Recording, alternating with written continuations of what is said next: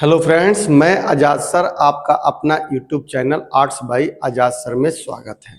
तो दोस्तों, हम बात आपसे कर रहे थे पिछले कई दिनों से कि क्लास 11th के पॉलिटिकल साइंस के मिड टर्म में कौन कौन से चैप्टर आया है या आ रहा है। तो हमने पीछे भी आपको बताया कि टोटल मिड टर्म में कितने चैप्टर आ रहे हैं। 6 चैप्टर आपके आ रहे हैं और ये 6 चैप्टर में से हमने 5 चैप्टर के एमसीक्यू क्वेश्चन अपने चैनल पर अपलोड कर दिया है, जो आप जाकर के इसे देख सकते हैं। अब छठा चैप्टर में हमने 2 पार्ट बनाया है। पहला पार्ट भी हमने किया है और दूसरे पार्ट पर आज हम बात करने जा रहे हैं कि छठे नंबर चैप्टर का जो न्यायपालिका है, इसके दूसरे पार्ट में 25 क्वेश्चन पे हम चर्चा करेंगे। दोस्तों, इसमें हमने कुछ पीछे के क्वेश्चन को भी ऐड किया है। इसलिए ऐड किया है कि जब आप ये वीडियो देख रहे होंगे और जब सारे क्वेश्चन बना लिए होंगे तो एक आप अपने आप को टेस्ट भी ले सकते हैं कि कौन सा क्वेश्चन हमसे बन सकता है या कौन सा क्वेश्चन नहीं बन सकता है। ठीक है दोस्तों, तो चलिए हम बात करते हैं कि पहला क्वेश्चन कौन सा है। कह रहा है कि जब राष्ट्रपति और उपराष्ट्रपति दोनों के ही पद खाली हो तब उनके काम को कौन करेगा। यानी हमारे देश में ये प्रावधान किया गया है कि राष्ट्रपति सर्वोच्च है। अगर राष्ट्रपति किसी कारण से उसका पद खाली हो जाए तो हमारे देश के उपराष्ट्रपति राष्ट्रपति का पद संभाल लेते हैं। यहाँ तक तो बात सही है। अब इससे आगे क्वेश्चन पूछ रहा है कि अगर राष्ट्रपति और उपराष्ट्रपति दोनों का ही पद अगर खाली हो तो उस वक्त हमारे देश के राष्ट्रपति के पद का काम कौन करेगा। तो दोस्तों, उस समय भारत का मुख्य न्यायाधीश काम करेगा, जिसका उत्तर यहाँ पर क्या हो जाएगा, सी हो जाएगा। ठीक है दोस्तों, उत्तर क्या होगा, सी हो जाएगा। अगला क्वेश्चन कह रहा है कि भारत में स्तरों में अदालतें होती हैं। कितने लेवल पे अदालत है, तो 3 स्तर पर हमारे यहाँ अदालत है, जिसमें हम ये कह सकते हैं कि सबसे ऊपर हमारे यहाँ एक सुप्रीम कोर्ट होता है। दूसरे स्तर पर हम ये कह सकते हैं कि हाई कोर्ट होता है और तीसरे स्तर पर हम ये कह सकते हैं कि एक डिस्ट्रिक्ट कोर्ट यानी जिला न्यायालय होता है, जिसे हम सबऑर्डिनेट कोर्ट भी कहते हैं। तो इस प्रकार से हमारे यहाँ अदालतों के कितने भाग हो गए, 3 भागों में हमने डिफाइन किया है, सुप्रीम कोर्ट, हाई कोर्ट और डिस्ट्रिक्ट कोर्ट। ठीक है दोस्तों, चलिए आगे देखते हैं। अगला क्वेश्चन क्या कह रहा है। कह रहा है कि उच्चतम न्यायालय के न्यायाधीशों का वेतन निर्धारण किया जाता है। तो उच्चतम न्यायालय के न्यायाधीशों का वेतन किसके द्वारा निर्धारित किया जाता है, तो यह भारत के संसद के द्वारा निर्धारित किया जाता है कि भारत के मुख्य न्यायाधीश का वेतन कितना होगा या कितना नहीं होगा। अगला क्वेश्चन कह रहा है कि सर्वोच्च न्यायालय के मुख्य न्यायाधीश को प्रति माह कितना वेतन मिलता है, तो प्रति माह उन्हें 2,80,000 वेतन मिलता है। कितना मिलता है जी, 2,80,000 रुपया, जो चीफ जस्टिस ऑफ इंडिया होता है, अर्थात मुख्य न्यायाधीश होते हैं। अगला क्वेश्चन कह रहा है कि सर्वोच्च न्यायालय के जो अन्य न्यायाधीश होते हैं, जैसे एक मुख्य न्यायाधीश के अलावा 33 जो अन्य न्यायाधीश हैं, इनका वेतन कितना होता है, ये आपका पूछ रहा है।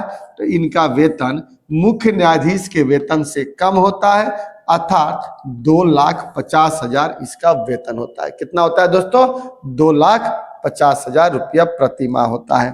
अगला क्वेश्चन कह रहा है कि भारत में न्यायपालिका के न्यायाधीशों को हटाया जाता है।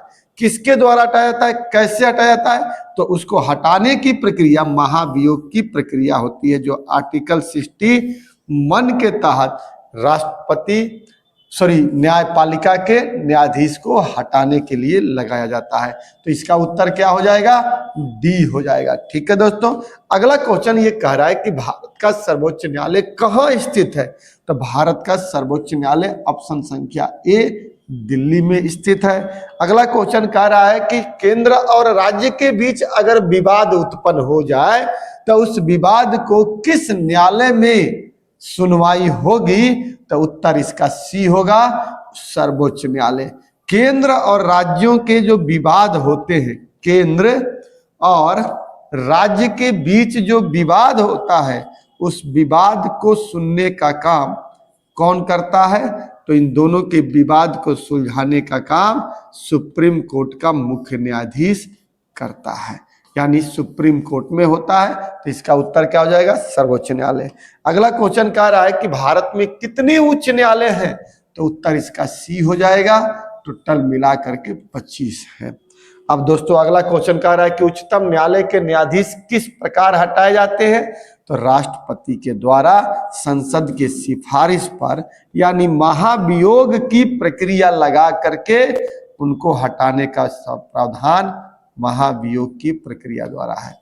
ठीक है दोस्तों, अगला क्वेश्चन ये कह रहा है कि सर्वोच्च न्यायालय कहाँ स्थित है? तो भारत के नई दिल्ली में स्थित है। ठीक है, आगे का क्वेश्चन आगे बढ़ते हैं। कह रहा है कि पहली बार गणतंत्र दिवस कब मनाया गया था? तो पहली बार गणतंत्र दिवस पूछ रहा है तो 26 जनवरी 1950 को हमारे यहाँ मनाया गया था, जब संविधान हमारा लागू हुआ था। अगला क्वेश्चन कह रहा है कि उच्चतम न्यायालय के न्यायाधीश किस प्रकार हटाए जा सकते हैं? तो दोस्तों राष्ट्रपति के द्वारा संसद के सिफारिश पर हटाए जाते हैं। किसके माध्यम से? तो इनके ऊपर एक प्रक्रिया चलाई जाती है जिसे महाभियोग की प्रक्रिया कहते हैं, और इसी महाभियोग की प्रक्रिया के द्वारा हटाया जाता है, जो आर्टिकल 61 के तहत चलाया जाता है। अगला क्वेश्चन कह रहा है कि चंडीगढ़ में किस किस राज्य का उच्च न्यायालय है? चंडीगढ़ जो है केंद्र शासित प्रदेश है, वहां पे अन्य 2 राज्यों का भी उच्च न्यायालय है। तो उसमें कौन कौन है? पंजाब और हरियाणा का है। ए और बी दोनों है, तो ए और बी का ऑप्शन क्या बन रहा है? बी बन रहा है। इसलिए दोस्तों इसका उत्तर क्या हो जाएगा? डी हो जाएगा। अगला क्वेश्चन कह रहा है भारत में सबसे बड़ा न्यायालय कौन सा न्यायालय होता है? तो भारत में सबसे बड़ा न्यायालय सर्वोच्च न्यायालय होता है, जो भारत का सबसे बड़ा न्यायालय होता है। अगला क्वेश्चन कह रहा है देश के मुख्य न्यायाधीश किस अदालत के मुखिया होते हैं? देखिए क्वेश्चन क्या कह रहा है कि देश के मुख्य न्यायाधीश किस अदालत के मुखिया होते हैं? तो उत्तर इसका ए होगा, सर्वोच्च न्यायालय का मुखिया होते हैं। ठीक है दोस्तों, अगला क्वेश्चन कह रहा है कि कौन सा अधिकार मौलिक अधिकारों का संरक्षक है? यानी कौन सा अधिकार है जो हमारे मौलिक अधिकार यानी फंडामेंटल राइट्स को क्या करता है? संरक्षण करता है, यानी उसे रुकता बचाता है। तो ऑप्शन नंबर डी हो जाएगा, संवैधानिक उपचारों का अधिकार, जिसका उल्लेख आर्टिकल 32 में किया गया है, और इसी के तहत 5 प्रकार के रीट जारी करके हम क्या करते हैं? सर्वोच्च न्यायालय को बचाने का काम करते हैं। अगला क्वेश्चन है दोस्तों, भारतीय न्यायपालिका की विशेषता क्या है? तो भारतीय न्यायपालिका की विशेषता ए, यह स्वतंत्र है। ये किसी भी व्यक्ति के दबाव में आकर के कोई निर्णय नहीं ले सकता है। ठीक है, अगला क्वेश्चन क्या कह रहा है कि भारत के सर्वोच्च न्यायालय की स्थापना कब हुई थी?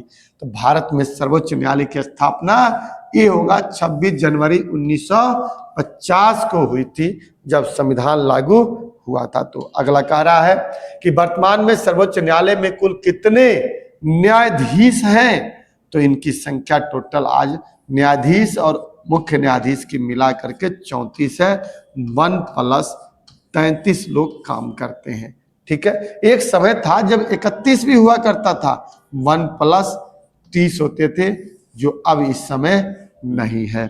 अगला क्वेश्चन कह रहा है दोस्तों कि उच्चतम न्यायालय के मुख्य न्यायाधीश कितने वर्ष की आयु तक पदाधिकारी या सेवानिवृत्त रखते हैं? उच्चतम न्यायालय का मुख्य न्यायाधीश, तो उच्चतम न्यायालय का मुख्य न्यायाधीश 65 वर्ष तक अपने पद पर रह सकते हैं। इसका उत्तर ए हो जाएगा।